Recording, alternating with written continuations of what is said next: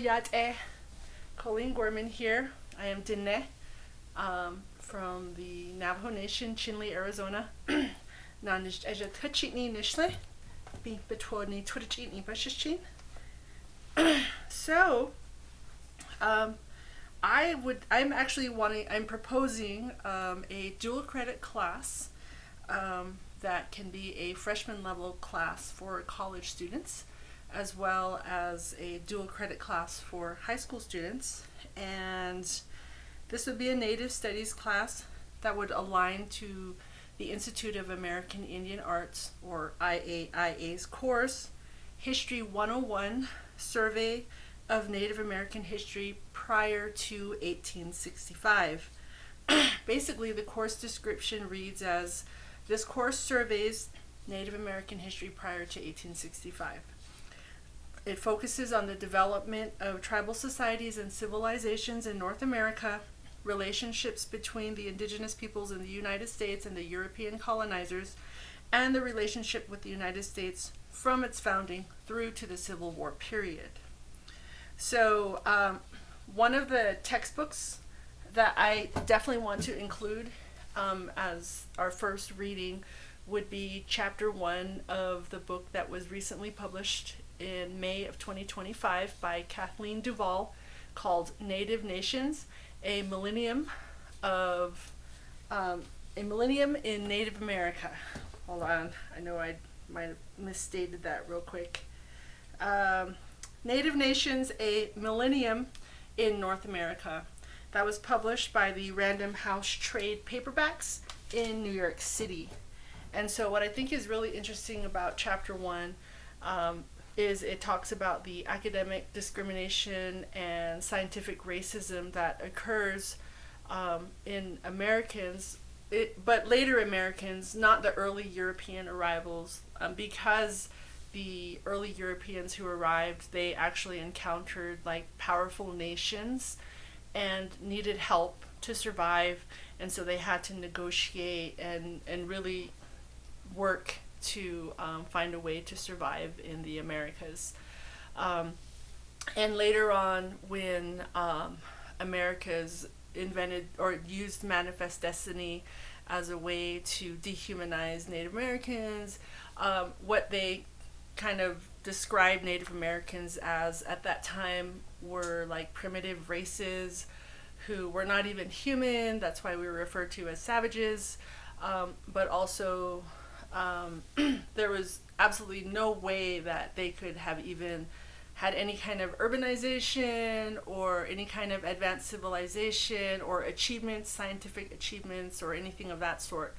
And so that discrimination really comes through in terms of the naming of and characterizations of some of the cultures that they encountered as they traveled across the Americas.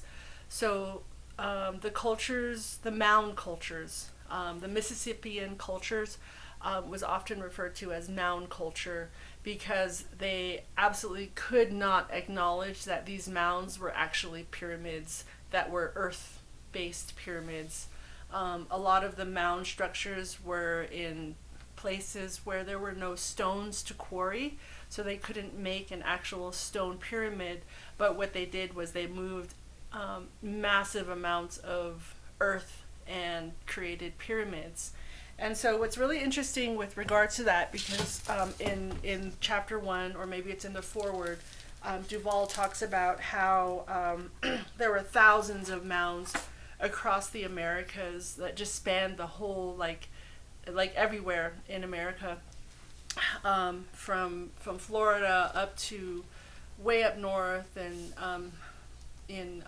to Ohio, and then the mound cultures, they even go across the plains and the central areas of the United States.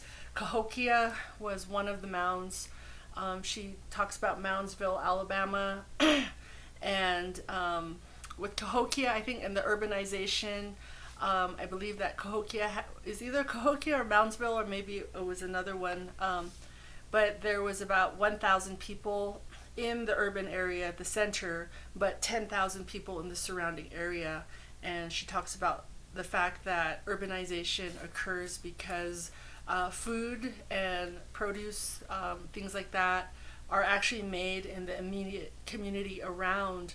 And so there were thousands of these communities across the United States. So what's interesting is the other book I would like to use is this book, The Book of the Chillimbalum of the Chimayo, by Ralph L. Royce. And so what's interesting is this book is divided up according to Catons. And the Mayan Caton count is basically a period of time that spans 20 years. And so there are 13 Catons, I believe. And so Roger Colty of the Re-Indigenizing Minds Project actually has a little thing here that kind of breaks it down according to the Aztec calendar, but also to the current Gregorian calendar that we have. I'm not going to go into that. If anything, he would be a speaker and talk about that. But in the Book of the Chillimbalum, there's a section, it's on page 79, and it's called The Building of the Mounds. And this was written by a conquistador in the year 1541. And it says, "The history which I have written of how the mounds came to be constructed by the heathen. During 15 Catons, they were constructed." So if you think about the math of that, it's 1541, and 60, I believe, is like a decade, right? I think, what did Abraham Lincoln say in his Gettysburg Address? 7 years ago or something. So 30 would be like 30 years. 15 Catons, so that's 15 20-year cycles, so that would be 300 years plus 30 years. So 330 years before 1541. So if you do the math, 1541 minus 330 would bring you to 1211. So in 1211, the great men made them. Then the remainder of the men went to Cardabona, as the land where they were is called today. Then they were when San Bernabe came to teach them. Then they were killed by the men. The men were called heathen. 1556 is the total count today, after 15 years. So on this day I have written how the great mounds came to be built by the lineage, and all the things which the rulers did. They were the ones who built the mounds. It took 13 Catons and 6 years for them to construct them. So let's do some math again. 13 Catons, so that's 20-year cycles, that's 260 years. Okay, so it took them 260 years plus 6 years for them to, who built the mill, or to construct them. The following was the beginning of the mounds they built. 15,400s were the scores of their mounds, and 50 more made the total count of the mounds that they constructed all over the land. From the sea to the base of the land, they created names for them, as well as for the wells. So in urbanization, not only do you need to have a food source, you also need to have a water source. So when they discovered Cahokia and a lot of these places around the country, I mean, even it was either Cortez or Juan de Oñate who went out like way to Kansas. There was like a huge like township, like 10,000 people in that township. And they sent out soldiers to kind of scout out and to like estimate how many people lived in these townships. So they went like 10 miles, and then another township started, and they went another 10 miles. And after a while, like I think after like a couple of days, they just gave up. They were like, we have no idea how many people lived here or are living here. I think like the first township was 10,000 people, then another 10,000, and then it kept going and kept going, and they just gave up. And so that's actually documented. I read that last year when I was doing some research for my Native Studies class to instruct them on the Cahokia Mounds. So let's get back to this. So the total count of the mounds they constructed all over the land. From the sea to the base of the land, they created names for them, as well as for the wells. Then a miracle was performed for them by God. Then they were burned by fire among the people of Israel. This is the record of the Catons and the years since Chak-Unez-Kab of the lineage of the Tutalchias departed from Vero, which I think is Viracocha, but I mean, it kind of looks like that. So this is the Book of the Chillimbalam, and right behind me is actually a chart of GPS latitudes and longitudes, which is part of Roger Colty's research from the Re-indigenizing Minds project. And he has basically mapped the world global trade networks according to an entirely indigenous paradigm that is based on the Mesoamerican 13 and the 16 of the Zia symbol. And so he's come up with an equation that basically converts between the indigenous system of 13 and the Western world 12-based system. And the reason it works is because 16 has the number 4. So it actually correlates exactly to the latitudes and longitudes of the modern Western world. However, the world is divided up according to what Roger is referring to as the real pi, 3.25, because that's how the blocks that you see here are mapped out. And so as you go here, these are the longitudes. Remember, longitudes run long way, latitudes run sideways. Just think of a ladder. And so he has the Cahokia Mounds. Here, there's a fly flying around bugging me. Up here is where the Cahokia Mounds are located. And let me just bring up the camera just a little bit so you can see. And I'll zoom in just a smidge, maybe. Okay. So up here is the Cahokia Mounds. And it looks like the latitude and longitude for Cahokia Mounds is 38 degrees latitude and 90 degrees longitude. And so there's the mound. And if you move over 1, you're moving over 1 longitude. If you move down 1, Cahokia, go straight on down on those 90s, all the way down to Edsna. Oh, this is Edsna? That's the pyramid mound connection. Oh, this is the pyramid mound connection that Roger's talking about here on this map. Correct. They're both at 9 degrees longitude. But he also connects over here to Clearwater, Florida, which is very close to where the Maya Ami existed. But also there's Battle Creek Mounds over here.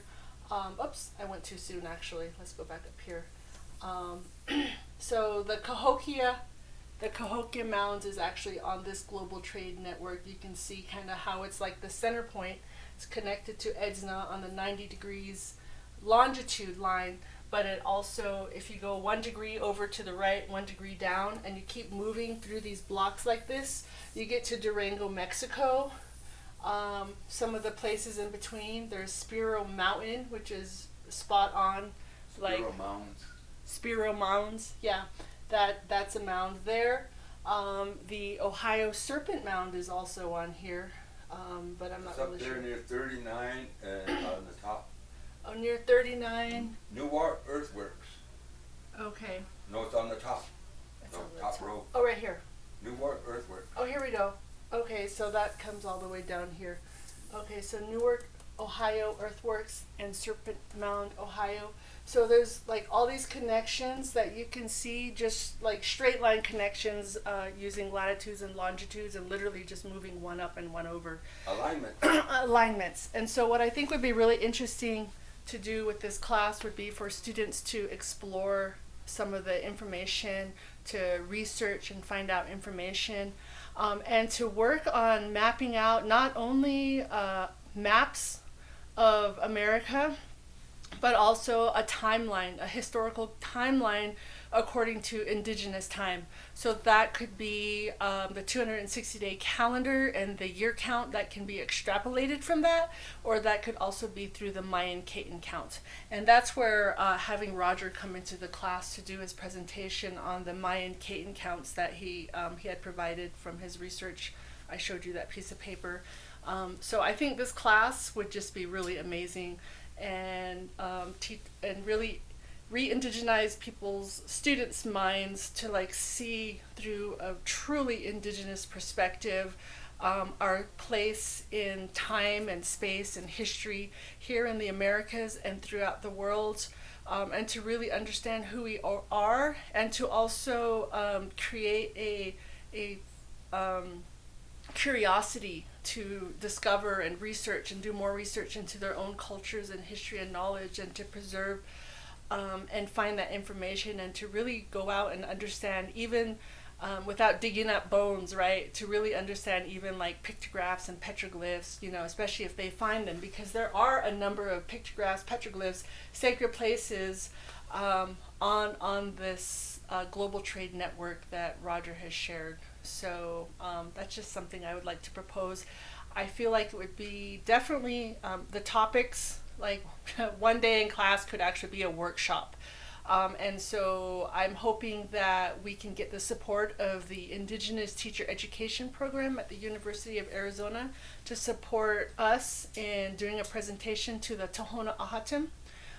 And Kathleen Duvall does talk in chapter 1 about the Hukum, and that's actually where Roger Colty was raised. He was raised with the Tohono Ahatim. But that information can come later about Roger and his background there. But he has connections and family down in TO country. And so we definitely would like to do a presentation at the museum in TO at the base of Baba Kivri. And to talk about Iatoy and his role in some of this. Tohono Ahatim. Yeah. Okay. Did I misstate